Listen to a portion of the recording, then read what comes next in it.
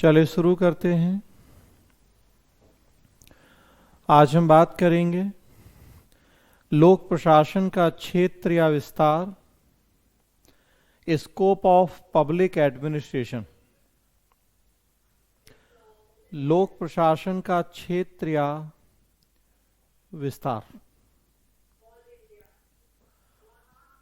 शुरुआत करेंगे हम लोक प्रशासन का जो अर्थ हमने बात की थी उसी से, वहीं से जुड़ा हुआ मुद्दा है और तब फिर आगे बढ़ेंगे। लोक प्रशासन का परंपरागत अर्थ देखा हमने,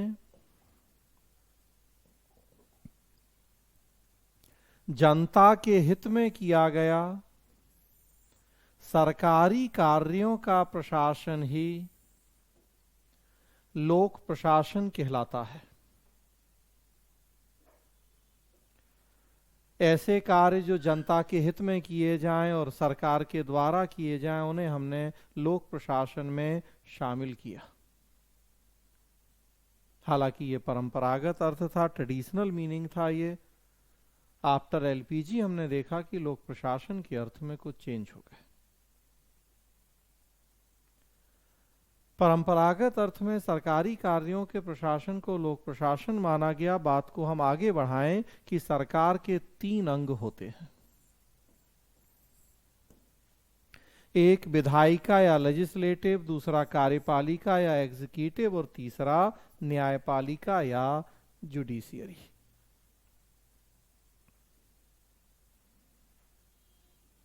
तीनों के अलग अलग कार्य हैं। विधायिका का काम है विधि का निर्माण, पॉलिसी फॉर्मेशन, जो लॉज होते हैं वो बनाना विधायिका का काम है। कार्यपालिका का काम है इम्प्लीमेंटेशन, विधायिका जो कानून बनाती है, जो नीतियां बनाई जाती हैं, उनको जनता के बीच में लागू करना, ये एग्जीक्यूटिव या कार्यपालिका का काम है इम्प्लीमेंटेशन का। और न्यायपालिका या जुडिशियरी का काम होता है लोगों को न्याय प्रदान करना, जस्टिस। तो सरकार के 3 अंग, तीनों के अलग अलग कार्य। परंपरागत अर्थ है लोक प्रशासन का कि सरकारी कार्यों का प्रशासन। हम बात को आगे बढ़ा रहे हैं कि सरकार के 3 अंग हैं, तो किस अंग के कार्यों का प्रशासन लोक प्रशासन है। एक प्रश्न उठा रहे हैं कि सरकार के 3 अंग हैं, किस अंग के कार्यों को हम लोक प्रशासन में शामिल करें। क्या तीनों अंगों के कार्यों को लोक प्रशासन में शामिल किया जाए या फिर किसी विशिष्ट अंग के कार्यों को ही लोक प्रशासन में शामिल करें। इसी जो ये प्रश्न है, जो समस्या है, इसी समस्या को नाम दिया गया है लोक प्रशासन का क्षेत्र या विस्तार, स्कोप ऑफ पब्लिक एडमिनिस्ट्रेशन। और इस समस्या के समाधान के लिए कई अप्रोचेस या कई व्यूज, कई दृष्टिकोणों का प्रतिपादन किया गया है। वो जो डिफरेंट अप्रोचेस हैं, हम उन्हीं की यहां बात करते हैं लोक प्रशासन के क्षेत्र में। तो ये मुद्दा है पूरा कि सरकार के किस अंग के कार्यों को हम शामिल करेंगे। जो दृष्टिकोण आए हैं, एक एक करके वो दृष्टिकोण पढ़ेंगे। लेकिन एक चीज यहां और देखें कि जो ये लोक प्रशासन के क्षेत्र का विवाद है, वास्तव में ये विवाद कहां से पैदा हुआ है।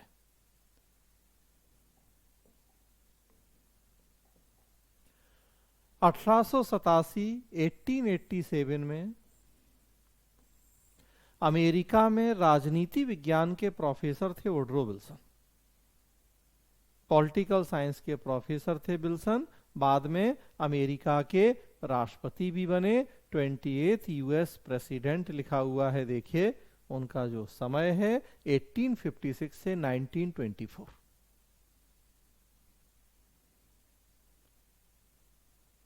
फर्स्ट वर्ल्ड वॉर के समय अमेरिका के राष्ट्रपति थे। जिस समय की हम बात कर रहे हैं 1887, उस समय अमेरिका में पॉल साइंस के प्रोफेसर थे।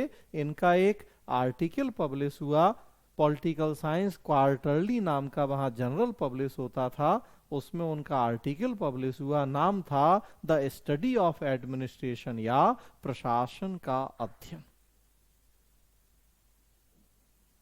इस लेख में विल्सन ने एक थ्योरी दी, राजनीति प्रशासन द्वैत भाव या dichotomy between politics and administration. Politics and administration dichotomy, राजनीति प्रशासन द्वैत भाव। इसमें इस थ्योरी में विल्सन ने कहा कि जो राजनीति या पॉलिटिक्स होती है उसका कार्य होता है नीति का निर्माण करना, पॉलिसी फॉर्मेशन, जबकि जो प्रशासन एडमिनिस्ट्रेशन है उसका काम होता है नीति का क्रियान्वयन या परिपालन करना, पॉलिसी इंप्लीमेंटेशन। तो देखिए आप, संसद में या विधानसभा में जो राजनेता बैठे हैं वो नीतियां बना रहे हैं, और जो प्रशासन है, लोक प्रशासन, वो नीतियों को जनता के बीच में लागू कर रहा है।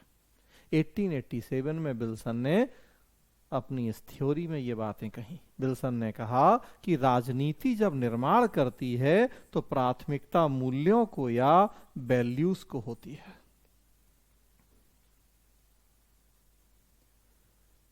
और जब प्रशासन क्रियान्वयन करता है तो वो प्राथमिकता तथ्यों को या फैक्ट्स को देता है।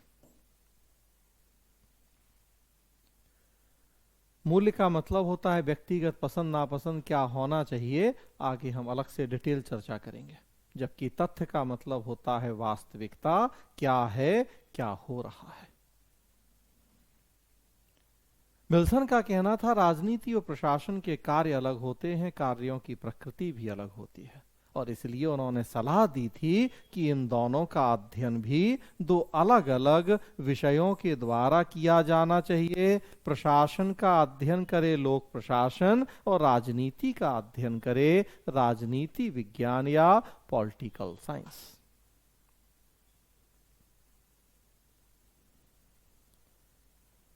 उस समय तक पब्लिक एडमिनिस्ट्रेशन पॉलिटिकल साइंस का पार्ट हुआ करता था। विल्सन खुद पॉलिटिकल साइंस के प्रोफेसर थे, और वो सलाह दे रहे थे कि पब्लिक एडमिनिस्ट्रेशन को पॉलिटिकल साइंस से अलग विषय बनाया जाए, और तर्क था इसके पीछे उनका कि इन दोनों के कार्य भी अलग हैं और नेचर भी अलग है। यहीं से पब्लिक एडमिनिस्ट्रेशन का एज ए इंडिपेंडेंट सब्जेक्ट जन्म हुआ है, एक स्वतंत्र विषय के रूप में यहीं से उदय हुआ लोक प्रशासन का। तो देखिए आप, विल्सन का कहना है कि प्रशासन नीति के परिपालन का कार्य करता है, उसका अध्ययन अलग होना चाहिए। दूसरे शब्दों में हम कहें तो नीति के क्रियान्वयन या परिपालन का काम एग्जीक्यूटिव का होता है, कार्यपालिका का होता है। तो अब एक तरफ यहां हम बात कर रहे हैं अर्थ में कि सरकारी कार्यों का प्रशासन लोक प्रशासन है, यह अर्थ में हम कह रहे हैं कि सरकारी कार्यों का प्रशासन लोक प्रशासन है। लेकिन विल्सन का कहना है कि लोक प्रशासन के अंतर्गत हमें नीतियों के क्रियान्वयन का अध्ययन करना है, मतलब कार्यपालिका का या एग्जीक्यूटिव का। तो अब दो व्यूज तो यही हो गए हमारे सामने कि सरकारी कार्यों का प्रशासन लोक प्रशासन, और या कार्यपालिका के क्रियान्वयन संबंधी कार्यों का। तो वास्तव में क्या किया जाए? लोक प्रशासन एक नया सब्जेक्ट है, तो क्लियर रहें चीजें शुरू में ही कि हम किन किन बातों का अध्ययन करेंगे इस विषय के अंतर्गत।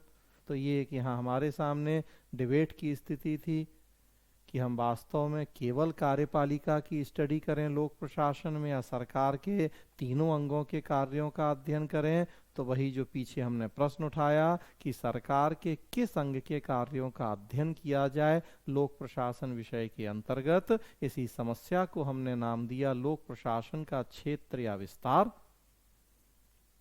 और उसके समाधान के लिए कुछ दृष्टिकोणों का प्रतिपादन किया गया। सबसे पहला दृष्टिकोण उसमें संकुचित दृष्टिकोण या नैरो व्यू। पहला दृष्टिकोण है संकुचित दृष्टिकोण या नैरो व्यू। परंपरागत है, शुरुआत यहीं से हुई, जैसा कि विल्सन देख रहे हैं हम, केवल कार्यपालिका, केवल क्रियान्वयन। संकुचित दृष्टिकोण ने वही कहा कि हम लोक प्रशासन के अंतर्गत केवल एग्जीक्यूटिव बॉडी या कार्यपालिका शाखा के कार्यों का ही अध्ययन करेंगे।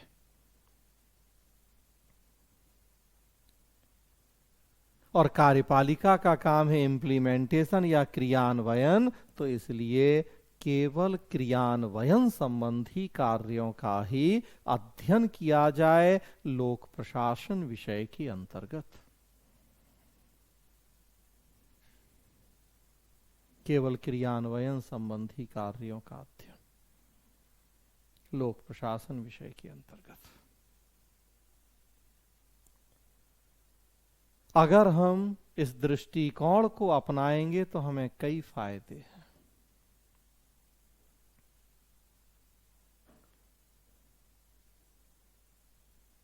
सबसे पहला फायदा है कि इसके क्षेत्र का निर्धारण करना आसान है। संकुचित दृष्टिकोण है, केवल कार्यपालिका, केवल क्रियान्वयन का हम अध्ययन करेंगे तो लोक प्रशासन का क्षेत्र छोटा होगा।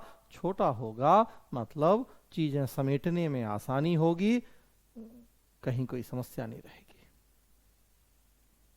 बहुत ब्रॉड एरिया हो जाए, बहुत ब्रॉड क्षेत्र हो जाए, दायरा बहुत व्यापक हो, तो फिर समस्याएं हो सकती हैं। यहाँ ये दिक्कत नहीं है, छोटा सा क्षेत्र होगा, केवल कार्यपालिका, केवल क्रियान्वयन। चूंकि क्षेत्र छोटा होगा तो हमें उसमें स्पेशलाइजेशन या विशेषज्ञता की प्राप्ति हो जाएगी। बहुत सारी चीजें पढ़ने के लिए होती हैं, तो फिर अब क्या पढ़ें क्या नहीं पढ़ें, किसको कितनी गहराई विशेषज्ञता के साथ पढ़ें, ये तय करना कठिन होता है। यहाँ छोटा सा क्षेत्र है, बार बार पढ़ेंगे, कम चीजें हैं पढ़ने के लिए, विशेषज्ञता मिलेगी। कोई भटकाव और टकराव की आशंका नहीं रह जाएगी। व्यापक क्षेत्र होता है तो भटकने का डर है। सर्किल जितना बड़ा करते हैं हम, सेंटर पॉइंट से ध्यान उतना भटकता है। यहां छोटा सा सर्किल होगा, केवल कार्यपालिका, केवल क्रियान्वयन, भटकेंगे नहीं। दूसरे विषयों के साथ टकराव की भी, विवाद की भी आशंका नहीं रहेगी। अगर हम कहें कि नहीं हम तो लोक प्रशासन में नीतियों के निर्माण का भी अध्ययन करेंगे, तो पॉलिटिकल साइंस या राजनीति विज्ञानियों को आपत्ति हो सकती है कि उसका अध्ययन तो हम कर रहे हैं, आप क्यों करेंगे। अगर हम कहें कि हम न्यायपालिका का अध्ययन करेंगे, जस्टिस का, तो लॉ वाले कहें कि उसका अध्ययन हम कर रहे हैं, आप क्यों करेंगे। दुनिया में जितने भी सब्जेक्ट हैं आप देखिए कि सबका अपना एक पर्टिकुलर एरिया है, दूसरे में बहुत ज़्यादा इंटरफेरेंस नहीं है। हालांकि जीरो डिपेंडेंसी हो ये हम नहीं कह सकते, क्योंकि इंटरडिसिप्लिनरी अप्रोच होती है, तो हर सब्जेक्ट कहीं ना कहीं दूसरे से किसी ना किसी मात्रा में जुड़ा है, लेकिन ओवरऑल सबका एरिया फिक्स है। Physics, chemistry, zoology, botany, biology, तो पता है हमें कि भाई मूल विषय वस्तु क्या होगी इनमें स्टडी की। तो पब्लिक एडमिशन की विषय वस्तु होगी क्रियान्वयन, दूसरे से लड़ाई झगड़ा बहुत ज्यादा कोई ऐसा दिक्कत नहीं रहेगी। तो ये सब फायदे इस दृष्टिकोण को अपना लिए जाएं तो, लेकिन सबसे बड़ी समस्या है कि ये दृष्टिकोण व्यावहारिक दृष्टिकोण नहीं है। यह दृष्टिकोण व्यावहारिक दृष्टिकोण नहीं है। व्यावहारिक दृष्टिकोण प्रैक्टिकल अप्रोच नहीं है। इसलिए नहीं है कि जो सरकार के 3 अंग हैं और तीनों के अलग अलग कार्य हम आपको बता रहे हैं, व्यवहार में वैसा संभव नहीं होता है। विधायिका निर्माण करे, कार्यपालिका क्रियान्वयन, न्यायपालिका न्याय, प्रैक्टिकली व्यवहार में ये संभव नहीं है कि इस तरीके से हम इन तीनों के कार्यों को सेपरेट कर पाए। हर अंग की भूमिका दूसरे अंग के कार्यों में देखने को मिलती है। कार्यपालिका केवल क्रियान्वयन नहीं करती बल्कि नीतियों के निर्माण में भी उसकी भूमिका होती है। आप प्रशासनिक अधिकारी बनते हैं, योग्य हैं, प्रशिक्षण भी दिया जाएगा, ट्रेनिंग भी होगी, तो पॉलिसी मेकिंग में भी आपकी एडवाइस ली जाएगी। आजकल एडमिनिस्ट्रेटिव ट्रिब्यूनल्स का जमाना है जिसमें प्रशासनिक अधिकारियों के द्वारा न्याय के काम भी किए जा रहे हैं। क्वासी जुडिशियल बॉडीज बनाई जा रही हैं, अर्ध न्यायिक संस्थाएं, प्रशासनिक अधिकारी उसमें न्याय के काम करते हैं।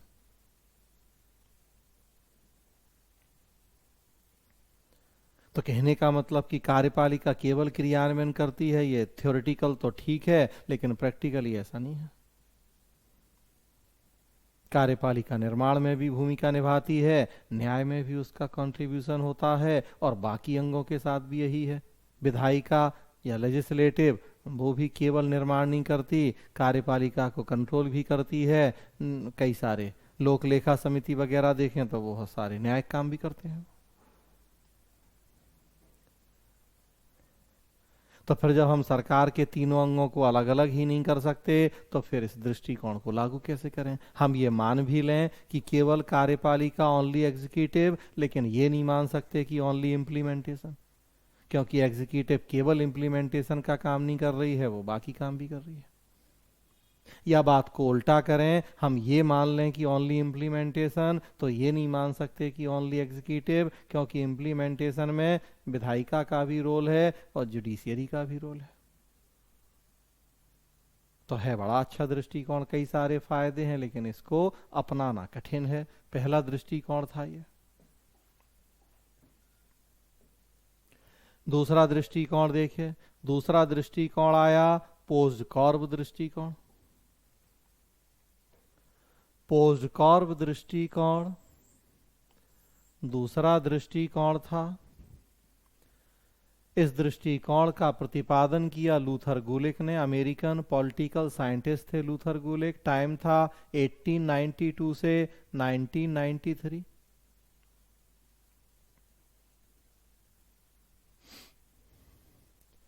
पोस्टकॉर दृष्टिकोण का प्रतिपादन किया। इसमें इन्होंने कहा कि 7 कार्यों का अध्ययन किया जाए लोक प्रशासन विषय के अंतर्गत। 7 कार्यों के अध्ययन की बात की लूथर गुलिक ने। वो 7 कार्य कौन कौन से? तो अंग्रेजी के 7 शब्द हैं, उनके प्रथम अक्षरों को मिला के बना है पोस्ट कॉर्ब, POSDCORB। पोस्ट कॉर्ब अंग्रेजी के 7 शब्द, उनके प्रथम अक्षरों को मिला के बना पोस्ट कॉर्ब। P प्लानिंग या नियोजन करना, O ऑर्गेनाइजिंग संगठन बनाना, S स्टाफिंग कार्मिकों की भर्ती करना, D डायरेक्टिंग निर्देशन देना, CO कोऑर्डिनेटिंग समन्वय करना, R रिपोर्टिंग प्रतिवेदन मंगाना, और B बजटिंग बजट बनाना।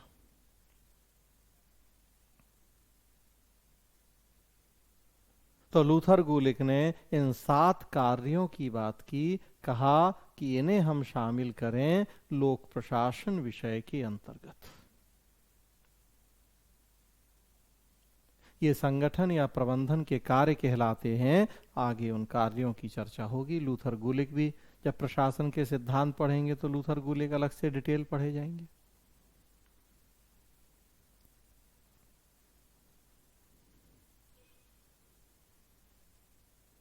यहां अगर हम इस दृष्टिकोण को रिव्यू करें, इसकी समीक्षा करें, तो इसके प्रॉज और कॉन्स देखें। कुछ सकारात्मक पक्ष भी, कुछ नकारात्मक पक्ष भी। जो इसका सकारात्मक पक्ष है कि लोक प्रशासन का एक बहुत बेसिक और बहुत फंडामेंटल कॉन्सेप्ट कहलाता है, या एक बहुत आधारभूत सिद्धांत कहलाता है पोस्टकॉर्ब दृष्टिकोण। ऐसा कहा जाता है कि जब लोक प्रशासन के बारे में कुछ भी समझना आए तो पोस्टकॉर्ब दृष्टिकोण को याद कर लेना चाहिए। जैसे कहा जाता है कि कोई आपदा, कोई विपत्ति हो, कोई संकट हो तो भगवान को याद करें, कुछ ना कुछ रास्ता मिलेगा। वैसे ही लोक प्रशासन में जब कोई समस्या, संकट हो तो पोस्टकॉर्ब को याद करें, कुछ ना कुछ रास्ता मिल जाएगा। लोक प्रशासन से जुड़े एक विद्वान एफडब्ल्यू रिक्स हुए। एफडब्ल्यू रिक्स ने कहा, एफडब्ल्यू रिक्स एक अमेरिकी विद्वान थे, भारत भ्रमण पे आ रहे थे कंपैरेटिव स्टडी के लिए। परेशान थे, एक नया देश है, नए लोग होंगे। हमारे देश की कई यूनिवर्सिटीज, आईआईपीए वगैरह उनको गेस्ट लेक्चर के लिए आमंत्रित कर रहे थे। अब परेशान हो, कैसे ऑडियंस होंगे, नए लोग, नया देश, कोई कुछ पूछ ही लेगा, हम जवाब दे पाएंगे नहीं क्या, तो बड़े परेशान। उनके फ्रेंड ने उनको सलाह दी कि लोक प्रशासन के बारे में जब लगे कि दिमाग ब्लैंक हो गया, कुछ भी समझ में नहीं आ रहा है, तो पोस्टकॉर्ब को याद कर लेना।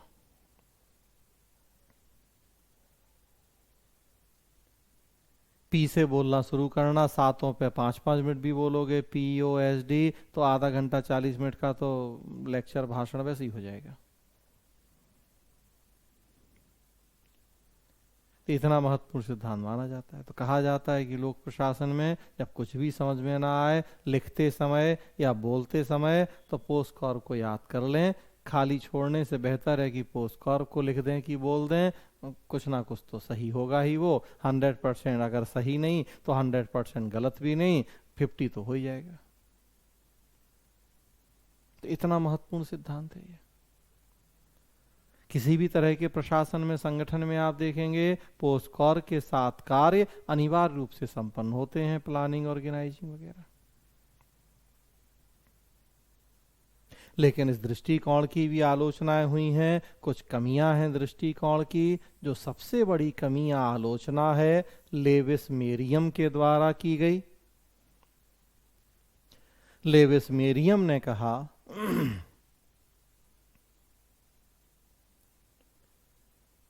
कि पोस्टकॉर्ब दृष्टिकोण में पाठ्य विषयक ज्ञान की उपेक्षा की गई है, या सब्जेक्ट मैटर की उपेक्षा की गई है।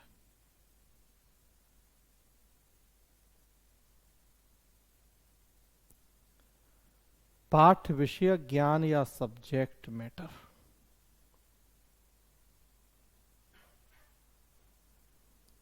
क्या मतलब इस बात का? तो लेविस मेरियम ने व्याख्या करी अपने इस दृष्टिकोण की। कहा कि जो लोक प्रशासन का क्षेत्र है वो कैंची के समान 2 फलकों वाला औजार है।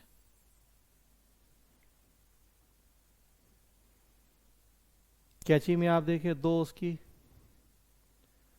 फलक होती हैं।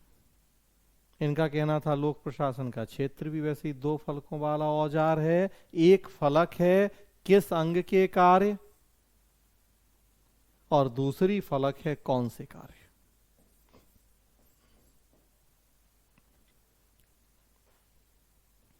और लूथर गुलिक ने अपने पोस्टकॉर्ब दृष्टिकोण में ये तो बताया है कि कौन से कार्य, लेकिन ये नहीं बताया है कि किस अंग के कार्य। कौन से कार्य बताए हैं गुलिक ने, देखिए कौन से कार्य, राइट, लेकिन किस अंग के कार्य ये नहीं बताया गुलिक ने। और जबकि सबसे जरूरी मुद्दा तो यही है, हम अभी आपसे यही डिस्कशन कर रहे हैं कि सरकार के किस अंग के कार्यों को लोक प्रशासन में शामिल करें, लेजिस्लेटिव, एग्जीक्यूटिव या जुडिशियरी। और लूथर गुलिक पोस्टकॉर्ब में बता रहे हैं कि कौन से कार्यों को शामिल करें, प्लानिंग, ऑर्गेनाइजिंग, स्टाफिंग। पोस्टकॉर्ब, जो ये पोस्टकॉर्ब वाले कार्य हैं, ये सही बात है कि हर तरह के प्रशासन में हर जगह संपन्न होते हैं, लेकिन लेविस मेरियम का कहना था कि हर जगह इनका नेचर एक जैसा नहीं होता है। विधायिका में भी प्लानिंग होगी, कार्यपालिका में भी, लेकिन प्लानिंग का नेचर एक जैसा नहीं होगा। शिक्षा में भी प्लानिंग है, स्वास्थ्य में भी प्लानिंग है, बजट है, नेचर एक जैसा नहीं है।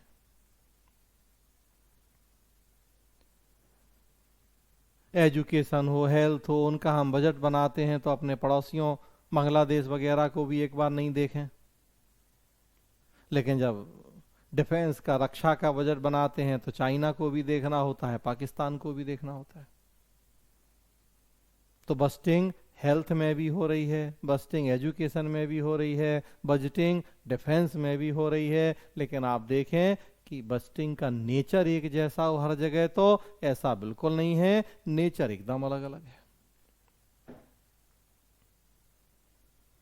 कहने का मतलब कि सब्जेक्ट मैटर या विषय वस्तु क्या है, अगर हमें वो नहीं पता तो हम बस्टिंग का या कहें कि पूरे पोस्टकॉर्व का नेचर सही ढंग से नहीं समझ पाएंगे। और लूथर गुलिक ने वो सब्जेक्ट मैटर ही नहीं बताया कि किस अंग या किस विषय वस्तु के कार्यों की आप बात कर रहे हैं पोस्टकॉर्व में।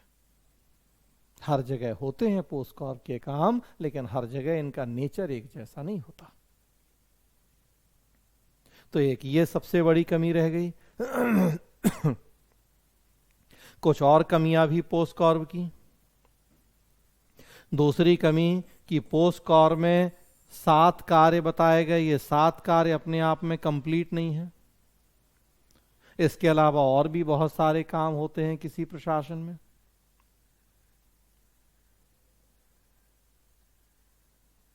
जैसे कमांडिंग या आदेश देना, उसकी बात यहां नहीं है। मोटिवेटिंग या अभिप्रेरित करना, उसकी बात यहां नहीं है।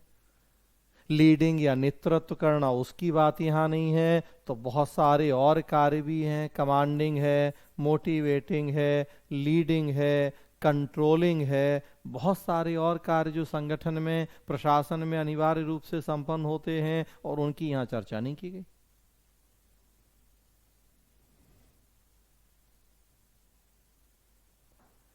और देखें तो तीसरा और एक दो आलोचनाएं हैं कि मानवीय तत्वों की अनदेखी की गई और इसे औपचारिक संगठन, फॉर्मल ऑर्गेनाइजेशंस की वास्तुकला की संज्ञा दी गई।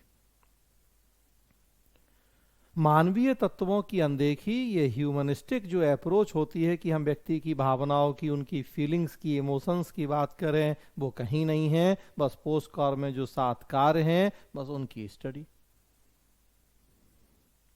ह्यूमन रिलेशंस हों, फीलिंग्स हों, सोशल साइकोलॉजिकल फैक्टर्स हों, उन सबको भी प्रशासन में, संगठन में बहुत महत्वपूर्ण स्थान होता है, उसकी कोई चर्चा नहीं।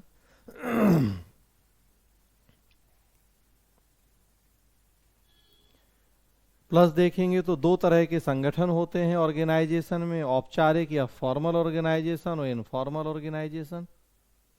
जो फॉर्मल ऑर्गेनाइजेशन होते हैं वो पूरी तरह से नियम कानूनों पर आधारित होते हैं। जो इनफॉर्मल ऑर्गेनाइजेशन होते हैं वो भावना और संबंधों की बात करते हैं। तो तीसरा और चौथा आपस में जुड़ा हुआ है कि ह्यूमनिस्टिक फैक्टर्स या मानवीय दृष्टिकोण को नज़रअंदाज किया गया। इसी को हम दूसरे शब्दों में कहते हैं कि जो इनफॉर्मल रिलेशंस होते हैं ऑर्गेनाइजेशन, उनको इग्नोर कर दिया गया है। केवल रूल्स, रेगुलेशंस, मैकेनिकल फॉर्मेलिटीज, इन्हीं सब चीजों पे जोर है।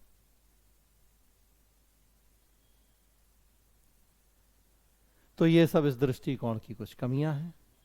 हाँ, लेकिन जैसा हमने कहा कि बहुत मूलभूत सिद्धांत है ये प्रशासन का। किसी भी तरह के प्रशासन में पोस्टकॉर्व में बताए गए 7 कार्य अनिवार्य रूप से संपन्न होते हैं।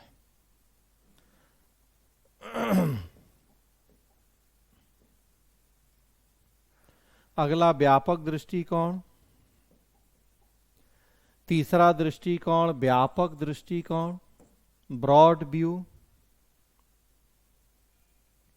यह संकुचित दृष्टिकोण या नैरो व्यू का एकदम अपोजिट। व्यापक दृष्टिकोण का कहना है कि हम सरकार के तीनों अंगों के कार्यों का अध्ययन करेंगे प्रशासन में।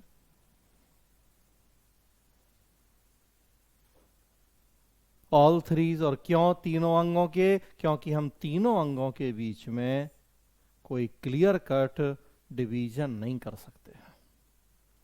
जैसा पीछे हमने बात की कि तीनों अंग एक दूसरे से जुड़े हैं, हर अंग की भूमिका दूसरे अंग के कार्यों में देखने को मिलती है, इनके बीच में स्पष्ट विभाजन करना संभव नहीं है, तो फिर इसलिए हम तीनों के कार्यों का अध्ययन करें, किसी एक का संभव ही नहीं।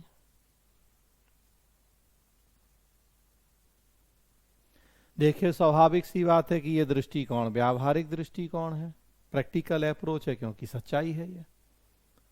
तो जो संकुचित की कमी थी वो व्यापक का फायदा है, और जो संकुचित के फायदे थे वो व्यापक की कमियां हैं यहां।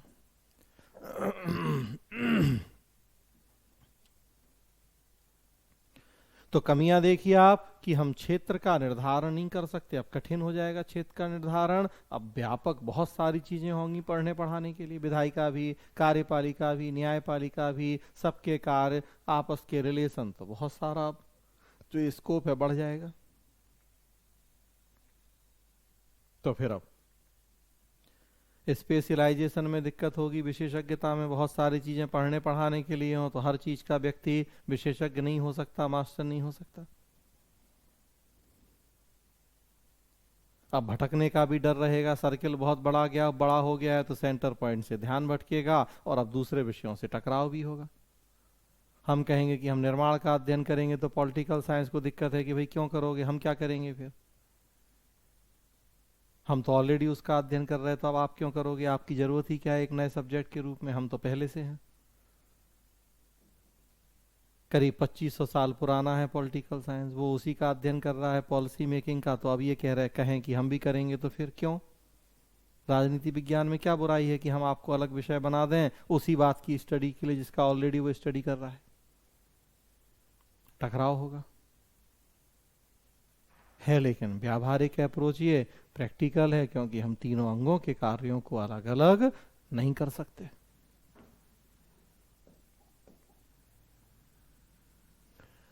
अगला चौथा दृष्टिकोण है मॉडर्न व्यू या आधुनिक दृष्टिकोण।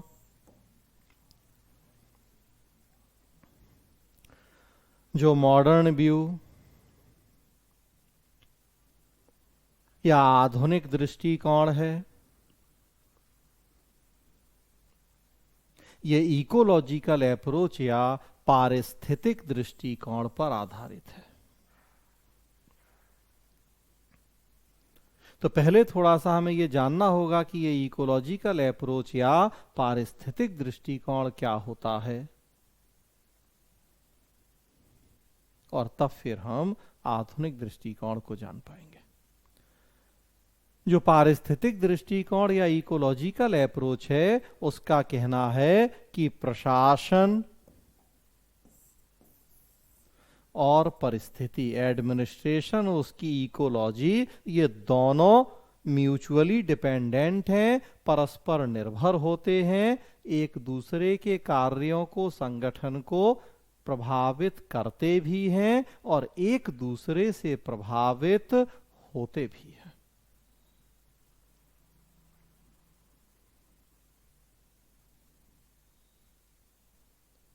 तो जब तक हम इनके पारस्परिक प्रभावों का अध्ययन नहीं करेंगे, तब तक इनको सही तरीके से समझ नहीं पाएंगे। मेनली हम प्रशासन को समझने की बात कर रहे हैं, तो यहां इस अप्रोच का कहना है कि अगर प्रशासन को सही तरीके से जानना है, व्हाट इज एडमिनिस्ट्रेशन, उसका स्कोप क्या, उसका नेचर क्या, तो इसके लिए हमें उसकी जो इकोलॉजी या एनवायरमेंट है, जो परिस्थिति है, उसको जानना पड़ेगा। परिस्थिति प्रशासन को कैसे प्रभावित करती है, क्या इम्पैक्ट है म्यूचुअल, वो जानना पड़ेगा। तब हम एडमिनिस्ट्रेशन के नेचर को, उसके स्कोप को सही तरीके से समझ पाएंगे। इकोलॉजी या परिस्थिति का मतलब क्या, तो जो भी सोशल, पॉलिटिकल, इकोनॉमिकल, रिलीजियस, जो भी हमारा परिवेश होता है, उसे हम इकोलॉजी कहते हैं। सामाजिक, आर्थिक, धार्मिक, सांस्कृतिक परिस्थितियां, ये सब प्रशासन को प्रभावित करती हैं बड़ी मात्रा में, प्रभावित होती भी हैं बड़ी मात्रा में। वास्तव में आप देखेंगे तो जो इकोलॉजिकल अप्रोच है ये साइंस सब्जेक्ट में है, और अब फिर उसके बाद वहां से वो इंपोर्ट होके बाकी सब्जेक्ट में भी आ गई है। ज्योग्राफी में भी, साइंस के और जो सब्जेक्ट हैं बायोलॉजी वगैरह उन सब में भी, जूलॉजी, हर जगह आपको ये अप्रोच मिलेगी, इकोलॉजिकल अप्रोच। परिस्थितियां बदल जाती हैं तो जीव जंतु बदल जाते हैं, परिस्थितियां बदल जाती हैं तो वनस्पति बदल जाती है, परिस्थितियां बदल जाती हैं तो प्रशासन बदल जाता है। जम्मू कश्मीर की इकोलॉजी दूसरी है तो वहाँ के जीव जंतु वनस्पति दूसरी है। बिहार, राजस्थान, यूपी, एमपी, छत्तीसगढ़ की परिस्थिति दूसरी है तो यहाँ की वनस्पति जीव जंतु दूसरे हैं। परिस्थिति का मतलब हम बात कर रहे हैं कि सामाजिक, आर्थिक, राजनीतिक परिस्थितियां, धार्मिक, सांस्कृतिक परिस्थितियां। कश्मीर का भूगोल अलग है, परिस्थिति का हिस्सा है भौगोलिक परिस्थिति, तो देखिए फिर वहां की वनस्पति भी अलग, जीव जंतु भी, मैदानी इलाके तो अलग। तो ये इकोलॉजिकल अप्रोच है। अब हम वो जो ज्योग्राफिकल या पॉलिटिकल, इकोनॉमिक, वो जो इकोलॉजी है वो नहीं देखें, केवल जीव जंतु वनस्पति की बात करें तो कैसे समझ पाएंगे हम पहाड़ों की और मैदानी इलाकों के। यही अप्रोच प्रशासन के ऊपर भी लागू होती है, एडमिनिस्ट्रेशन के ऊपर भी हमें इस अप्रोच को लागू करना है। जम्मू कश्मीर की परिस्थितियां दूसरी हैं तो प्रशासन का स्वरूप दूसरा, केरल की परिस्थितियां दूसरी तो प्रशासन का स्वरूप एक जैसा हो यह आवश्यक नहीं है। जम्मू कश्मीर में टेररिज्म की समस्या बहुत गंभीर रही है, झारखंड, छत्तीसगढ़ में नक्सलिज्म की समस्या बहुत गंभीर रही है, यूपी, बिहार में खाप पंचायतों की भूमिका बड़ी महत्वपूर्ण रही है, जाट गुजर आंदोलन या और जो जो राजस्थान, हरियाणा में, तो जहां की जैसी सिचुएशंस है वो बड़ी मात्रा में प्रशासन को प्रभावित करती हैं। उनको ध्यान रखा जाना जरूरी है।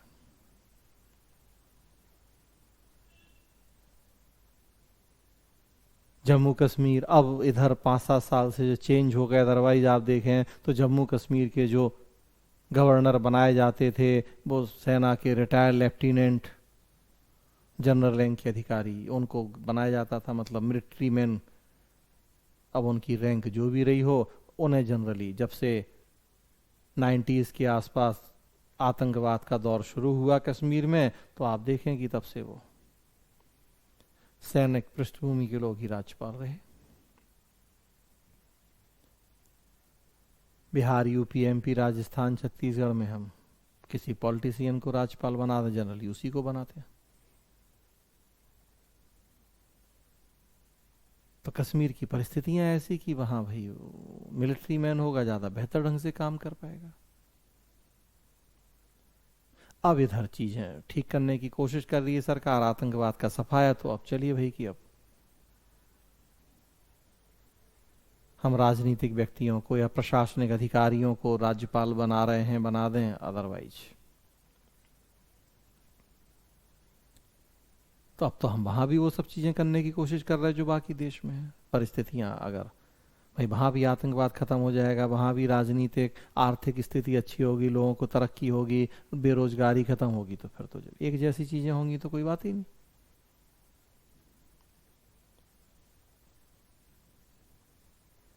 तो ये इकोलॉजिकल अप्रोच है। डेवलप्ड कंट्री, विकसित देश, परिस्थितियां दूसरी हैं। डेवलपिंग कंट्रीज, भारत, परिस्थितियां दूसरी हैं। अमेरिका का देखें आप, राजनीति, धर्म, समाज, कल्चर अलग है, भारत का अलग है। हम सोचें अमेरिका वाला प्रशासन भारत में चले या भारत वाला अमेरिका में, तो नहीं चल सकता। अमेरिका में उसकी परिस्थिति के अकॉर्डिंग डेवलप होगा, हमारे यहां हमारी परिस्थिति के अकॉर्डिंग। तो ये इकोलॉजिकल अप्रोच, उसी पे आधारित है आधुनिक दृष्टिकोण या मॉडर्न व्यू।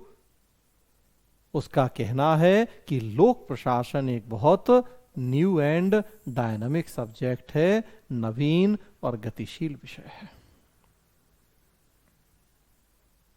तो इसलिए हम इस विषय को पहले से किसी निश्चित सीमा में नहीं बांध सकते, बल्कि इसके क्षेत्र का निर्धारण हमें जो चेंजिंग इकोलॉजी या परिवर्तित परिस्थिति है उसके संदर्भ में करना होगा।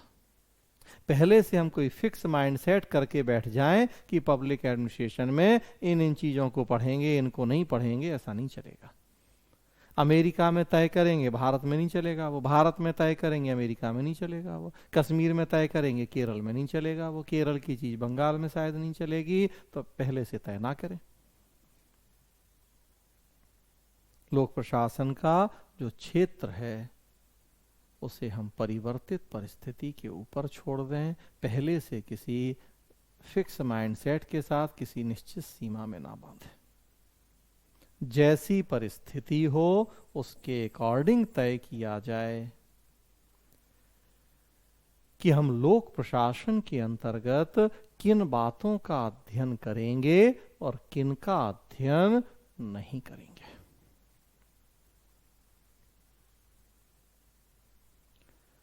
जम्मू कश्मीर जाएंगे तो आतंकवाद पढ़ेंगे, झारखंड छत्तीसगढ़ जाएंगे तो नक्सलवाद पढ़ेंगे, यूपी राजस्थान हरियाणा आएंगे तो खाप पंचायतें पढ़ेंगे, जाट गुजर आंदोलन पढ़ेंगे।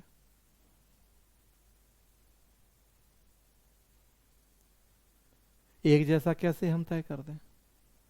आप इंटरव्यू देने जा रहे हैं, आप हरियाणा के हो तो आपसे जरूर वो खाप पंचायत या गुर्जर आंदोलन पूछा जाएगा, नक्सलवाद पूछा जाए, कोई जरूरी नहीं। लेकिन आप छत्तीसगढ़ के हो तो बिना नक्सलवाद के पूरा नहीं होगा। अब वहां आपसे खाप पंचायतें पूछी जाए, कोई जरूरी नहीं पूछी जाएंगी।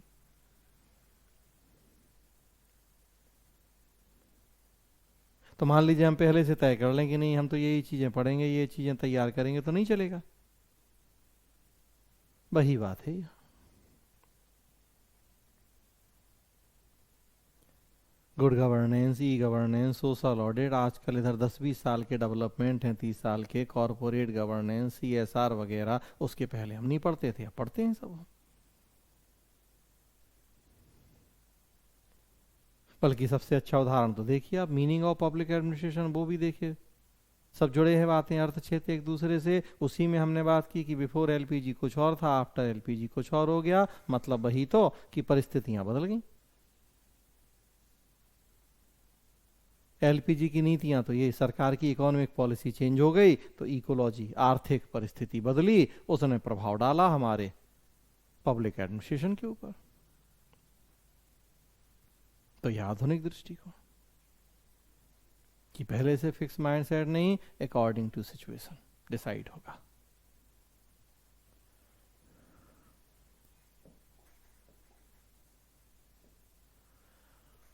और अगला देखिए, वेलफेयर अप्रोच या लोक कल्याणकारी दृष्टिकोण। जो लोक कल्याणकारी दृष्टिकोण या वेलफेयर अप्रोच है, ये मॉडर्न अप्रोच या आधुनिक दृष्टिकोण का ही सिनोनिम्स, पर्यायवाची मानी जाती है। क्योंकि सोच दोनों की एक ही है, दोनों इकोलॉजिकल अप्रोच पे बेस्ड हैं, दोनों परिवर्तित परिस्थिति की ही बात करते हैं कि जैसी परिस्थिति होगी उसके अकॉर्डिंग हम डिसाइड करेंगे कि हमें लोक प्रशासन में किन बातों का अध्ययन करना है या नहीं करना है। बस यहां हम एग्जाम्पल चेंज करेंगे, एग्जाम्पल दूसरा होगा।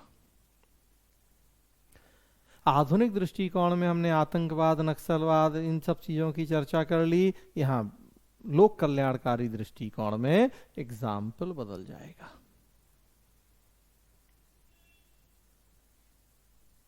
यहां क्या एग्जाम्पल है, तो वो स्क्रीन पे आप देखिए, राज्य के या स्टेट के दो रूप लिखे हैं, एक रेगुलेटरी स्टेट या नियामकीय राज्य, और दूसरा वेलफेयर स्टेट या लोक कल्याणकारी राज्य।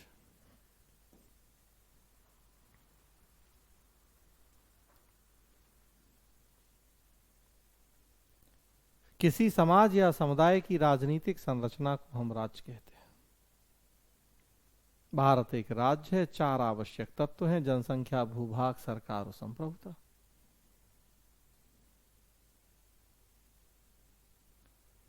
दो उसके फॉर्म या दो रूप हैं उसके, एक रेगुलेटरी स्टेट, दूसरा वेलफेयर स्टेट। जो रेगुलेटरी स्टेट है ये बिफोर इंडिपेंडेंस था। पूरे वर्ल्ड कॉन्टेक्स्ट की बात करें तो बिफोर सेकेंड वर्ल्ड वॉर था रेगुलेटरी स्टेट।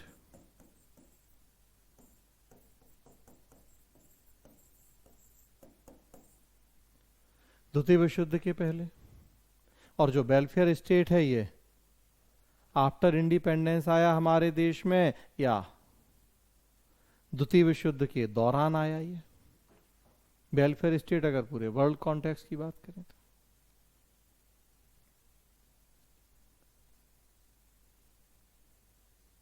थोड़ा सा अगर चीजों को जोड़ें, द्वितीय विश्व युद्ध के पहले रेगुलेटरी स्टेट नियाम की राज, फिर उसके बाद वेलफेयर स्टेट और फिर 80s में एलपीजी। याद रखेंगे 1940 से 80 40 टू 80 वर्ल्ड कॉन्टेक्स्ट में और 50 टू 90 इंडिया के कॉन्टेक्स्ट में golden era of welfare state कहा जाता है, कल्याणकारी राज्य का स्वर्ण युग। उसके पहले था नियाम की राज्य रेगुलेटरी स्टेट, उसके बाद आ गया एलपीजी। चीजें जुड़ जाएंगी आपस में। अभी भी वेलफेयर स्टेट है लेकिन अब थोड़ा सा नेचर चेंज हुआ है, वो आगे की बातें हैं। जो रेगुलेटरी स्टेट है नकारात्मक, नेगेटिव है।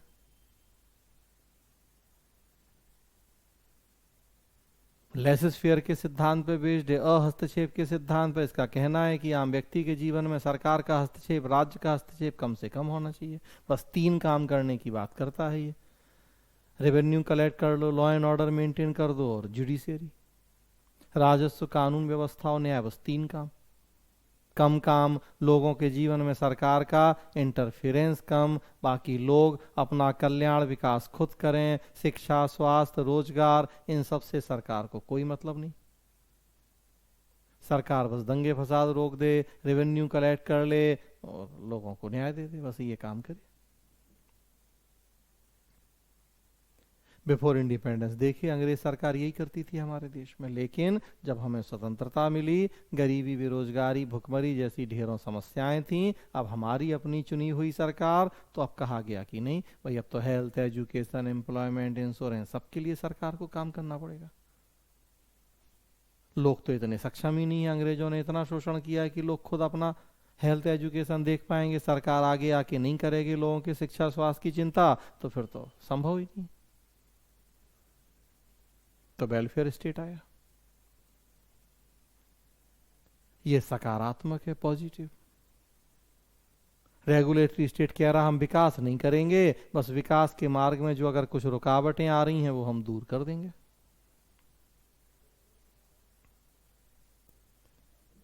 लेकिन वेलफेयर स्टेट कह रहा नहीं, हम खुद आगे बढ़ के लोगों का कल्याण विकास करेंगे। शिक्षा की भी चिंता करेंगे, स्वास्थ्य की भी, रोजगार की भी, मतलब सरकार ज्यादा काम करेगी। स्वाभाविक सी बात है, आपके हमारे जीवन में सरकार का हस्तक्षेप, इंटरफेरेंस भी ज्यादा होगा।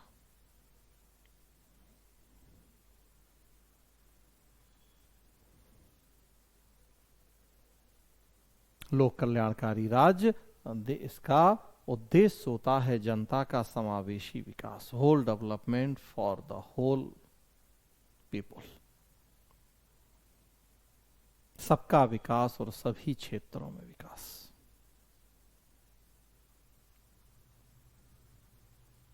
जितने भी समाज के पिछड़े लोग हैं, डिप्राइव क्लास है, वीकर सेक्शंस है, सबका कल्याण करना है, सबका विकास करना है। बल्कि जो पिछड़े हैं उनके लिए तो विशेष प्रयास करना है ताकि उन्हें हम मेन स्ट्रीम में ला पाए सोसाइटी की। तो देखिए आप, सरकार बहुत सारी ऐसी वेलफेयर स्कीम चला रही है जो पूरे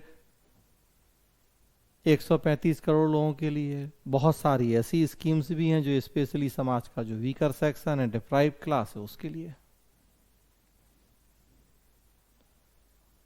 और उसमें आप देखें तो शिक्षा से भी जुड़ी नीतियां, स्वास्थ्य से भी, रोजगार से भी, कृषि से भी, खेल से भी, मतलब हर क्षेत्र से जुड़ी हुई नीतियां सबके लिए हैं, हर क्षेत्र से जुड़ी हैं, पिछड़े के लिए विशेष हैं।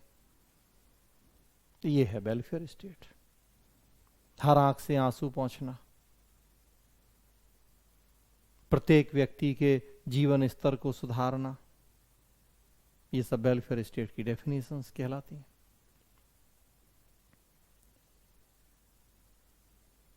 तो ये राज्य के दो रूप होते हैं, और यहां बस ये दिखाने की कोशिश की जा रही है कि स्वतंत्रता के पहले नियाम की राज था, सरकार 3 काम करती थी। तो देखिए लोक प्रशासन का क्षेत्र कम था, बस इन 3 कामों तक सीमित था। भाई सरकारी कार्यों का प्रशासन लोक प्रशासन है, तो हम केवल ये 3 पढ़ते। लेकिन after LPG, sorry, after independence welfare state आया। अब जनता का समावेशी विकास करना है, सरकार के काम बढ़ गए हैं, दुनिया भर की स्कीम चल रही हैं, अब वो सब भी पड़ी जाए लोक प्रशासन में, क्योंकि लोक प्रशासन सरकारी कार्यों का प्रशासन है। तो लोक प्रशासन का क्षेत्र बदल गया। क्यों? राज्य का नेचर बदल गया, नियामकी की जगह लोक कल्याणकारी हो गया। मतलब अप्रोच वही है, इकोलॉजिकल अप्रोच या पारिस्थितिक दृष्टिकोण। हाँ, एग्जाम्पल हम यहां दूसरा आपके साथ डिस्कस कर रहे हैं, रेगुलेटरी स्टेट और वेलफेयर स्टेट के कॉन्टेक्स्ट में। तो आपको भी बस यहां ये एग्जाम्पल डाल के समझाना है बात को कि कैसे अकॉर्डिंग टू सिचुएशन ही डिसाइड किया जाए कि पब्लिक एडमिनिस्ट्रेशन का एरिया या स्कोप क्या होगा।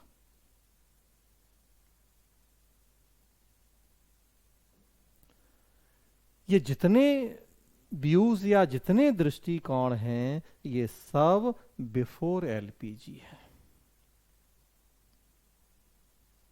80s के पहले ये सारे आ गए थे। संकुचित से शुरुआत हुई, फिर पोस्ट कॉर्व आ गया, फिर व्यापक आ गया, फिर आधुनिक आ गया, उसी के आसपास वेलफेयर आ गया। आधुनिक और पारिस्थितिक देख रहे हैं आपकी जुड़े हुए।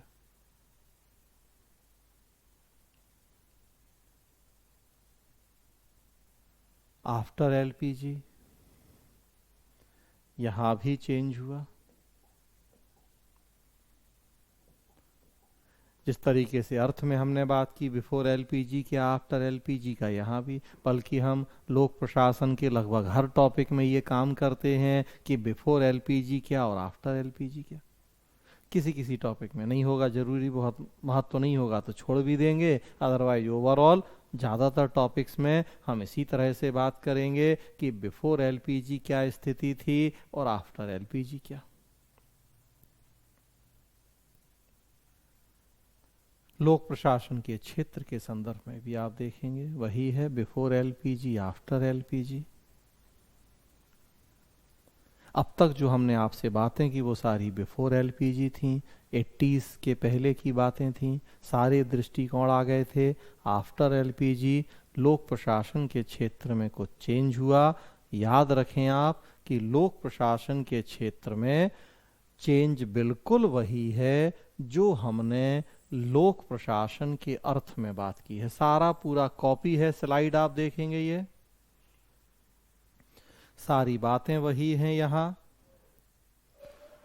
बिफोर एलपीजी और आफ्टर एलपीजी। तो आफ्टर एलपीजी में जो मीनिंग में हम बात करके आए हैं वही स्कोप में भी है। हमने लोक प्रशासन के क्षेत्र के विवाद की शुरुआत की कि सरकार के किस अंग के कार्यों को लोक प्रशासन में शामिल करें।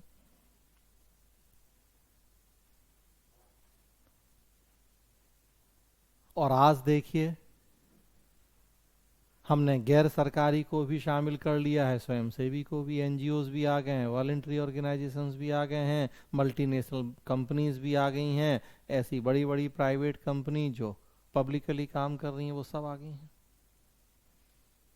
मतलब आज से लगभग 130 साल पहले इस बात का लड़ाई झगड़ा था कि सरकार के किस अंग के कार्य, और आज ये तो बहुत पीछे छूट गया लड़ाई झगड़ा कि सरकार के किस अंग के कार्य। आज सरकार तो पूरी शामिल है, अब तो हम उसमें बहुत सारे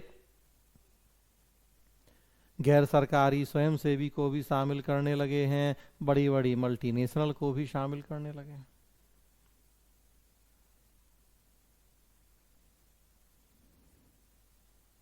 तो कैसे चेंज हो गया है? 100 सवा 100 साल में जो डेवलपमेंट हुआ पब्लिक एडमिनिस्ट्रेशन का, तो कहाँ शुरुआत हुई विवाद की और कहाँ तक हम बढ़ गए। एक जमाने में लड़ाई झगड़ा की सरकार के संग के कार, आज ये तो बहुत पीछे छूट गया है। सरकार तो पूरी शामिल है पब्लिक एडमिनिस्ट्रेशन में, अब तो गैर सरकारी, स्वयंसेवी, निजी सब शामिल है। और उसी आधार पे हम देखते हैं कि वर्तमान समय में सरकारी कार्यों का प्रशासन लोक प्रशासन नहीं है, बल्कि सार्वजनिक कार्यों का प्रशासन लोक प्रशासन है। पहले हमारा पैमाना ये था कि कोई सरकारी है या नहीं, आज हमारा वो पैमाना बदल गया है। अब हम देखते हैं कि वो सार्वजनिक है या नहीं। पर्सनली, प्राइवेटली कोई काम किए जा रहे हैं और या पब्लिकली काम हो रहा है। इम्पैक्ट कितने लोगों के ऊपर पड़ रहा है? 10 आदमी के ऊपर कि 10,000 के ऊपर कि 10 करोड़ के ऊपर?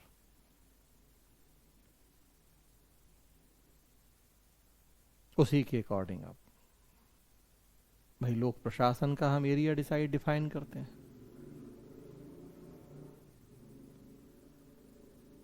तो ये आफ्टर एलपीजी चेंज है लोक प्रशासन के क्षेत्र का। निष्कर्ष यही है कि सरकार भी शामिल है, पूरी सरकार शामिल है लोक प्रशासन में। जो कि व्यापक दृष्टिकोण था वो मान्य है, एक्सेप्टेड। लेकिन साथ में जो मॉडर्न व्यू है वो भी एक्सेप्टेड, जो वेलफेयर व्यू है वो भी एक्सेप्टेड, जो पोस्ट कॉर्व है वो भी एक्सेप्टेड। अगर हमने व्यापक को एक्सेप्ट कर लिया तो संकुचित तो उसमें आ ही गया, तो वो भी एक्सेप्टेड। कहने का मतलब हमें जितने व्यू हैं सब एक्सपेक्ट हैं, हम किसी एक की बात नहीं करेंगे, हम तो सबको स्वीकृति दे रहे, सबको साथ लेके चलेंगे।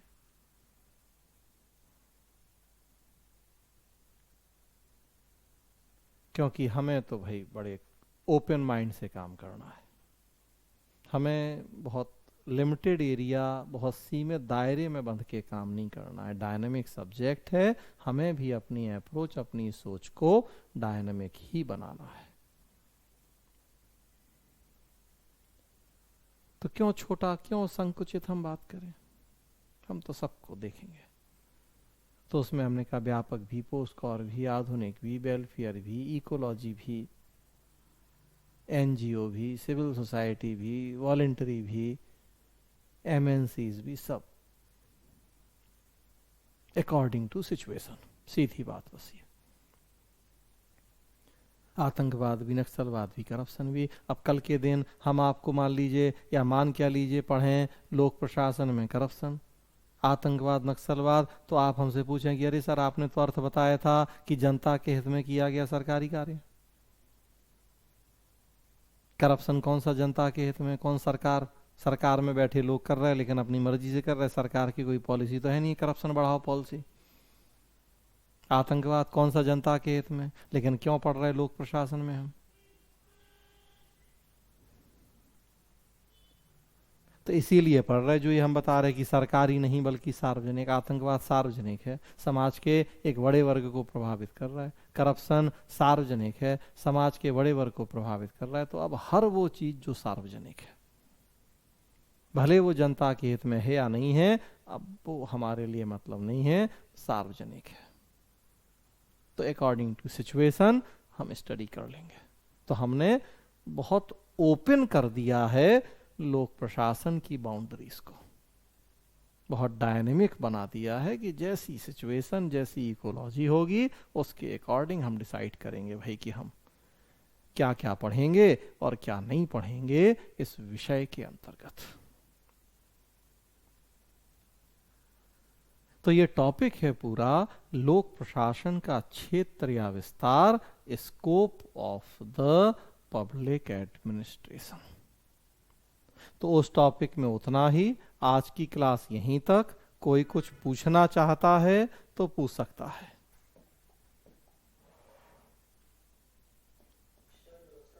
जी।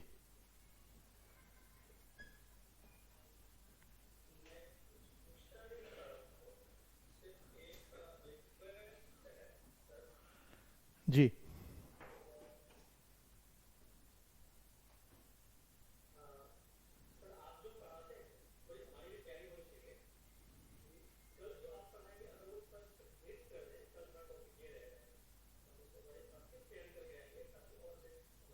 अब वो तो उसी उसी क्रम में नोट दिया ही गया है आपको। नोट्स उसी क्रम में ही तो दिया गया है, उसी के अकॉर्डिंग ही चल रहे हैं। तो अब ये तो अंडरस्टूड है कि कल हमने अर्थ पढ़ाया था, तो आज क्षेत्र उसी क्रम में आपको नोट्स भेजा गया है, तो उसी को हम फॉलो कर रहे हैं। उसी क्रम में आपको नोट्स देंगे जिस क्रम में। जी, कल लोक प्रशासन की प्रकृति होगी और महत्व होगा। बल्कि कल क्लास नहीं होगी, कल करवा चौथ है तो कल की छुट्टी है। आप लोगों को व्रत रहना होगा, हमें नहीं रहना, लेकिन हमारे स्टाफ ने छुट्टी करी है, टेक्निकल स्टाफ ने। और दिल्ली में ये सब चीज़ें ज़्यादा होती हैं, तो कल क्लास नहीं होगी, क्लास परसों होगी। टॉपिक होगा प्रकृति और महत्व। ठीक है, तो उसी क्रम में अब नोट्स दिया है। बाकी चलिए रोज भी हम बता देंगे आपको, उसमें कोई इशू नहीं है, नोट्स भी उसी क्रम में है। तो अगली क्लास का टॉपिक होगा प्रकृति और महत्व। प्रकृति चूंकि छोटा सा टॉपिक है, प्रकृति सिलेबस में भी नहीं है, तो छोटा सा टॉपिक है, तो वो करेंगे और फिर महत्व की बात करेंगे। ठीक है। और कई बार थोड़ा सा अभी शुरुआत में हमें भी आइडिया नहीं लग रहा है, क्योंकि ये स्लाइड्स के थ्रू पढ़ रहे हैं, तो थोड़ा चीजें जल्दी हो रही हैं। अभी हम बोर्ड पे पढ़ाते थे तो समय ज्यादा लगता था, क्योंकि एक एक चीज हमें खुद बोर्ड पे लिखनी होती थी। जी, अब वो लिखा लिखा है पहले से यहाँ है, तो वो हमारा टाइम बच जा रहा है। तो अभी हमें भी आइडिया अब लगेगा, हमें भी धीरे धीरे। कल की क्लास ही हमें था कि भाई कम से कम वो नाना करते भी 1.5 से 1.25 घंटे चलेगी। जब हम पढ़ाते थे ऑफलाइन बोर्ड पे लिख के, तो उतनी चलती थी क्लास वो। कल लेकिन हमने देखा कि वो 1 घंटे में ही खत्म हो गया सारा काम। क्यों? क्योंकि वो उतना लिखने वाली चीजें बच गई। तब किसी दिन जिस दिन स्लाइड नहीं होगी, चूंकि अब ये सारी स्लाइड हैं, अब हमें भी पूरी प्रिपेयर करनी है। एक एक स्लाइड आप देख सकते हैं कि जितना डिजाइन करके, जितना वो कीवर्ड सोच के, तो एक एक स्लाइड बनाने में इतना टाइम लगता है कि किसी दिन ऐसा भी आएगा कि वो जिस दिन स्लाइड नहीं होगी तो बिना स्लाइड के पढ़ेंगे तो टाइम लग जाएगा।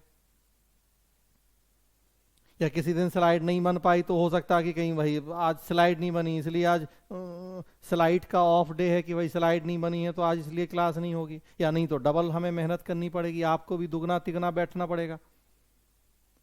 तो अब इन सब चीज़ों के लिए हम भी, जैसा हमने कहा था कि भाई अब हमारे लिए भी नई चीज़ है, तो धीरे धीरे हम भी, तो इसलिए भी कई बार हमारे लिए संभव नहीं है, तो एक दो टॉपिक एक्स्ट्रा ही हम बता दे रहे हैं आपको।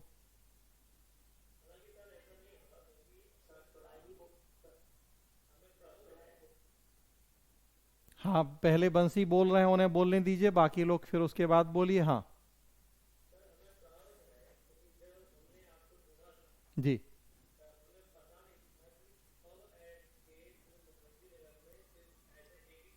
हम्म।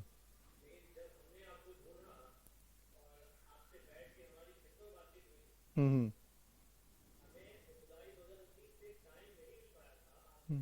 हम्म। हम्म।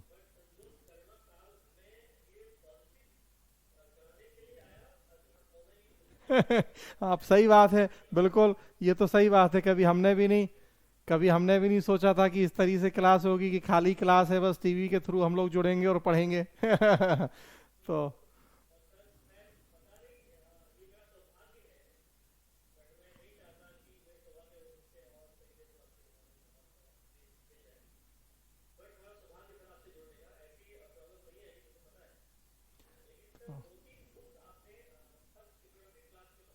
हम्म। हम्म। एक, जी मैं रिपीट कर दे रहा हूँ, एक किताब थी फर्स्ट पेपर के लिए, प्रशासनिक सिद्धांत, डॉक्टर BL फड़िया।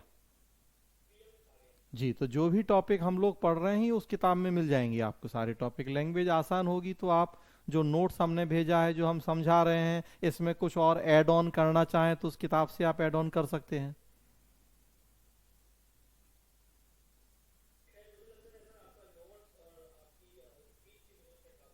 सफिशिएंट होगी, लेकिन फिर भी बाकी तो देखिए ये होता है कि कोई ज्ञान की कोई लिमिट तो होती नहीं है, जितना पढ़ेंगे उतना कुछ सीखेंगे ही एक्स्ट्रा, बस ये होता है। हम्म। हाँ नहीं नहीं, ये बिल्कुल ठीक है। एक तो नोट चूंकि उसी क्रम में हम भेजेंगे आपको, दूसरा बिल्कुल ये बता देंगे बिल्कुल। कल ये हमने नहीं बताया आपको, लेकिन बिल्कुल ये हम करेंगे कि आपको वो बता दें बिल्कुल। जी जी। बाकी, जी हाँ, बाकी लोग।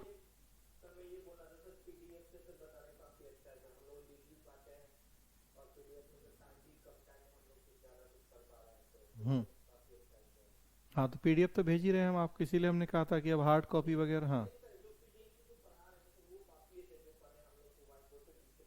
हाँ वही कह रहे हैं, अब वाइट बोर्ड पे अभी भी अब, लेकिन स्लाइड वही की, चूंकि अब स्लाइड में होता क्या है कि बहुत टाइम लगता है, तो कोशिश तो हम कर रहे हैं कि स्लाइड रोज की रोज बनती रहे।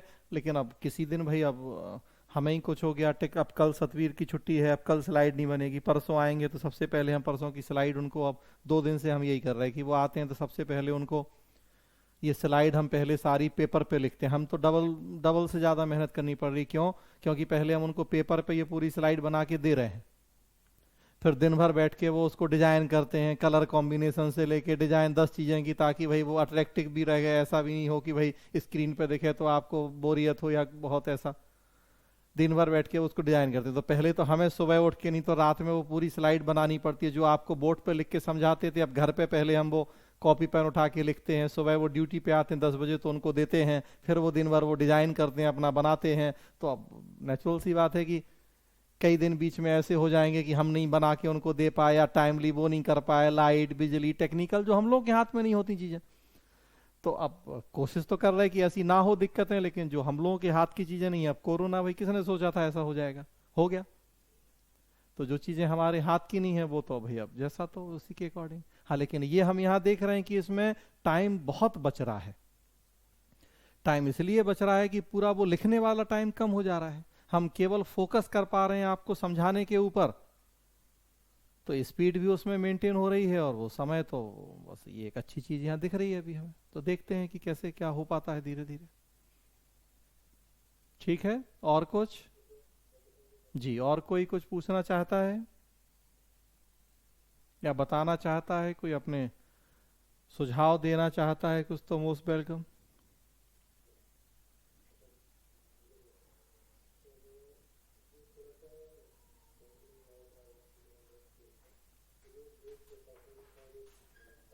धीरज थोड़ा तेज बोलें, आपकी आवाज नहीं आ रही है।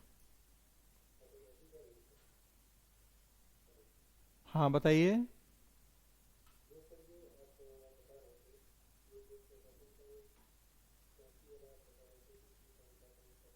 हाँ, अच्छा एक बार नोट्स पढ़ लीजिएगा, उसमें हमने ये बताया कि जैसे कैंची में 2 फलक होती हैं, उसी तरह से लेविस मेरियम ने कहा कि लोक प्रशासन का क्षेत्र भी 2 फलक है उसमें। एक फलक है कि किस अंग के हम काम की बात कर रहे हैं, विधायिका, कार्यपालिका, न्यायपालिका, शिक्षा, स्वास्थ्य, क्या। और दूसरी फलक है कि हम कौन से कार्यों की बात कर रहे हैं, क्रियान्वयन, निर्माण या क्या। तो गुलिक ने ये तो बता दिया कि कौन से कार्य, पोस्टकॉर, प्लानिंग, ऑर्गेनाइजेशन, लेकिन उन्होंने कहीं भी इस बात की चर्चा नहीं की थी कि ये पोस्टकॉर किसका, विधायिका का, कि न्यायपालिका का, शिक्षा विभाग का, कि स्वास्थ्य का, इसकी चर्चा नहीं की थी गुलिक ने। तो ये उन्होंने कहा कि आपने सब्जेक्ट मैटर तो बताया ही नहीं है कि पोस्ट कॉर्व किसका, तो ये बड़ी कमी है आपकी, आपको ये भी बताना चाहिए। ठीक है जी। और कुछ? चलिए, तो कल क्लास नहीं होगी करवा चौथ की वजह से, मेरा अभी टेक्निकल स्टाफ नहीं है, और अभी हम इतना सब नहीं सीखे हैं कि अकेले कर पाए। सो कल ऑफ है, आप लोग भी मनाइए करवा चौथ, और परसों हम लोग मिलेंगे फिर।